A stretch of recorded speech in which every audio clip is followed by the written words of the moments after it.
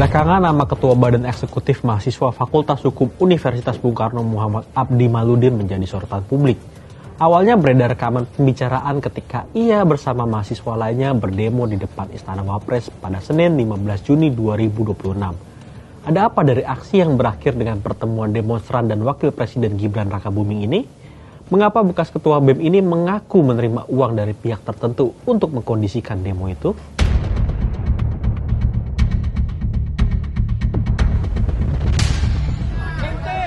Terkait uang itu memang saya terima.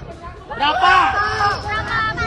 20%. Kemana? Uang itu sebenarnya Abdi tahu nggak peruntukannya itu untuk mengalihkan atau untuk yang lain? Sebenarnya? Untuk mengalihkan titik aksi di istana. Mereka suruh untuk tidak aksi di istana dan aksi di DPR. Video klarifikasi tersebut menjadi sorotan publik pada Senin 22 Juni 2026 saat digelar forum terbuka di depan patung Bung Karno, Kampus Kimia UBK, Jakarta.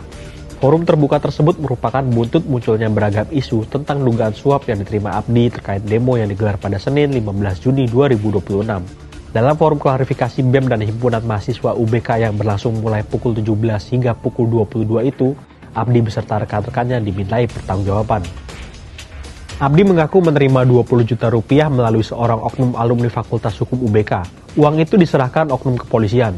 Abdi menyebut sebagian uang sudah dipakai dan ada yang didistribusikan kepada rekannya dan alumni kampus. Rinciannya, 2 alumni masing-masing menerima 2,5 juta rupiah, Ketua BEM FEB dan Wakil Ketua BEM FEB sebesar 2 juta rupiah, Wakil Ketua BEM Fakultas Hukum menerima 2,5 juta rupiah, seorang rekan bernama Mubarak mendapat 2,5 juta rupiah, dan Rp300.000 dialokasikan untuk biaya operasional konsolidasi dan sisanya untuk Abdi dan kebutuhan konsolidasi lainnya. Abdi mengaku menerima uang itu pada Senin 15 Juni 2026 dini hari atau menjelang demo mahasiswa UBK di sekitar Istana Negara, Jakarta. Uang itu diberikan kepada BEM UBK agar memindahkan titik aksi ke DPR saja.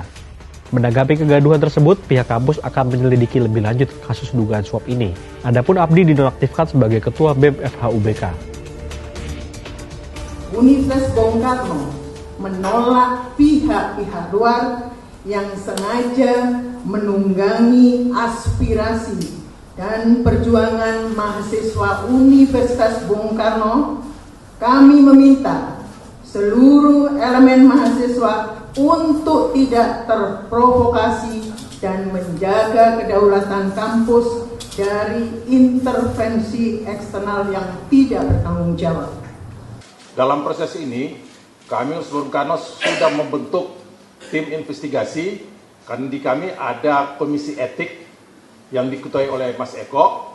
Dalam proses ini kami nanti akan menyelidiki, akan bertanya kepada beberapa mahasiswa, nah baru itu kita akan menjatuhkan sanksi.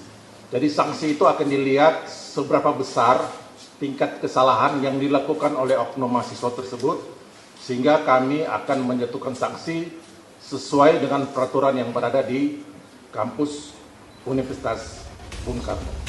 Terkuaknya skandal kasus dugaan penyuapan BEM Universitas Bung Karno ini dilihat sebagai ancaman serius terhadap independensi gerakan mahasiswa. Direktur Eksekutif Amnesty International Indonesia Usman Hamid melihat adanya kooptasi di titik-titik lemah simpul mahasiswa yang bisa terjadi di kampus mana saja. Mencermati peristiwa tersebut, Usman melihat adanya upaya untuk mendelegitimasi suara kritis mahasiswa.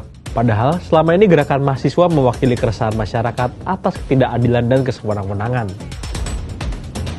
Dengan nada yang sama, pengajar hukum tata negara dari Sekolah Tinggi Hukum Indonesia Jentera Bivitri Susanti juga melihat adanya pelemahan gerakan mahasiswa saat ini jika berkaca dari kasus tersebut.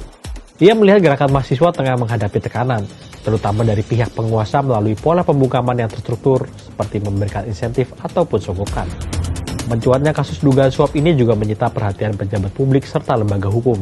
Ketua YLBHI Muhammad Isnur meminta kasus ini diusut tuntas untuk menguak kebenaran.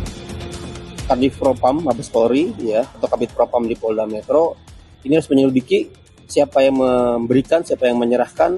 Tentu ini bagian dari pelanggaran etik di kepolisian gitu. Dan kalau ini merupakan bagian dari suap menyuap, praktik suap menyuap untuk suara, tentu ini bagian juga pidana untuk mempengaruhi suatu. Bagi saya kita minta Kapolri, Kapolda Metro untuk menelusuri siapa yang memberikan, dari mana uangnya, penjelasan. Karena kalau ini dibiarkan berarti saya khawatir menjadi agenda kelembagaan. Di sisi yang sama, Ketua DPP PDIP Dedi Yefri Sitorus pun menyuarakan hal yang sama. Bahkan, ia lebih menggarisbawahi pertemuan antara Wakil Presiden Gibran Rakabuming dengan perwakilan mahasiswa yang ia anggap menyalahi etika. Ya, dia harus mengklarifikasi bahwa tidak benar ya dia membayar mahasiswa. Walaupun itu mungkin sulit diterima akal publik ya. Nggak mungkin dia nggak tahu gitu ya. Tapi kan dia perlu bersuara dong. Gimana sih duduk perkara bisa mahasiswa itu belok dari rencana demo tiba-tiba ke kantor wakil presiden, itu kan harus dijelaskan secara terang benderang. Dan dia harus juga mencari siapa itu memberikan uang kepada mahasiswa itu. Kasus ini secara tidak langsung mencederai kredibilitas dan juga demokrasi yang katanya dijunjung tinggi di negara Indonesia ini. Semoga saja kasus ini diusut tuntas agar kredibilitas gerakan mahasiswa dan demokrasi kembali pulih.